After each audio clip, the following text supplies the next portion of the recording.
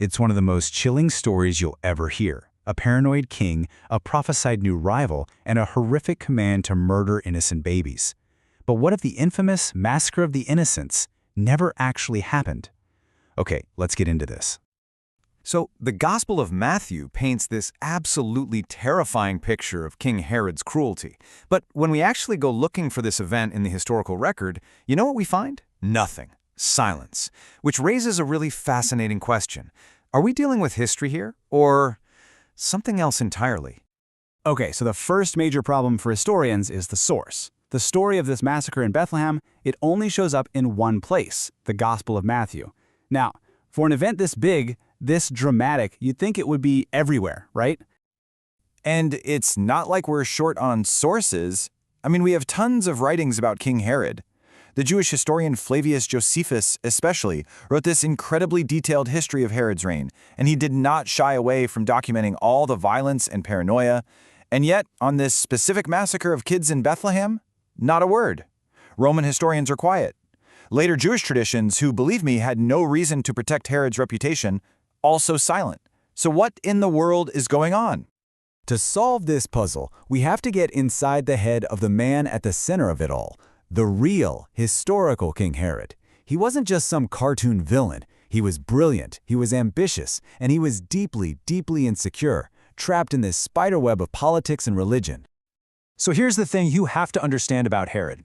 He wasn't from the traditional Jewish heartland. He was an Idumean, and his power came straight from Rome.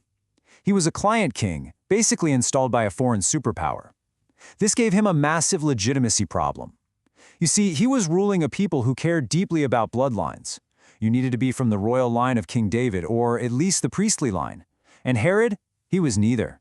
So Herod came up with this kind of two-part strategy to deal with it. On the one hand, he was an absolutely brilliant builder. He launched these huge projects, and most famously, he rebuilt the Jerusalem temple on a scale that was just breathtaking, truly one of the wonders of the ancient world.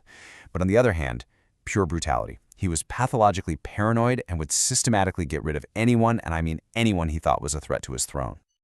Now, before Herod showed up, Judea was ruled by this powerhouse dynasty called the Hasmoneans. They were a family of priests who had actually led a successful revolt and set up an independent Jewish kingdom. They had all the religious and political street cred that Herod was so desperate for. So what does Herod do? In a stroke of political genius, he marries a Hasmonean princess, a woman named Mariamne. This was his way of linking himself to that legitimate, respected dynasty. But this brilliant move created a huge, fatal problem. Any sons he had with Mariamne would have a stronger, more legitimate claim to the throne than he did. And for a guy like Herod, that was a threat he just could not tolerate. And this leads us directly to the violence that we can actually prove. While that massacre in Bethlehem isn't in the history books, Herod's war on his own family, oh, that absolutely is. This is the documented, real-life behavior that created his monstrous reputation. The historical record is just brutal. First, in 29 BCE, completely eaten up by paranoia, he executes his own wife, Mariamne, the Hasmonean princess. Then, fast forward 22 years to 7 BCE, and he executes their two sons, Alexander and Aristobulus, basically because their royal blood made them too popular and therefore too dangerous. And then, right before he dies in 4 BCE, he executes his other son, Antipater. You start to see a very clear, very chilling pattern here. I mean, Herod's cruelty was so legendary that it actually became a dark joke all the way in Rome. The Emperor Augustus himself reportedly quipped that it was better to be Herod's pig than his son. It's a clever little line, right? Because as a Jew, Herod wouldn't eat pork, so his pigs were safe, but his sons, not so much. 3. That's the number to remember. 3 of his own sons murdered by their own father, just so he could hold on to power. This wasn't a rumor. This was a cold, hard fact that everybody in Judea knew. This was the real memory of King Herod. So, if Herod didn't massacre the children of Bethlehem, but he did kill his own royal children, how do we get from one story to the other? Well, this is where we have to start looking at history through a different lens, the lens of ancient storytelling and theology. And this brings us to a really key idea for understanding what's happening. It's a concept called interpretive amplification. Now, this isn't about making up a story out of thin air. It's about taking a known, documented historical pattern, like Herod killing royal kids, and then reframing it or amplifying it to make a bigger religious point. So here's how it works. Step 1. Matthew starts with the real pattern that everyone knew. Herod kills royal sons who threaten his throne. Step 2, he relocates the violence from the palace in Jerusalem to the little village of Bethlehem. Step 3, he universalizes the victims, changing them from a few elite princes to all the ordinary baby boys. And in doing that, step 4, he amplifies the meaning. It's no longer a story about political rivalry, it's now a story about a wicked king trying to stop God's plan. And get this is where it gets really clever. Herod's wife, the Hasmonean princess he executed, was named Mariamne. The mother of Jesus, in the original language, is Maryam. It's basically the same name. An ancient audience who knew the tragic story of the royal Mariamne and her murdered sons would have caught this parallel instantly. The same king is now threatening the son of another Mariam. The message is clear. What Herod did to royalty, he would do to anyone. But Matthew isn't just playing with recent history. He's also tapping into one of the most powerful stories in all of Jewish scripture, the story of Moses and the Exodus from Egypt. It's a literary technique called typology, where you frame a new event using the pattern of an older sacred one.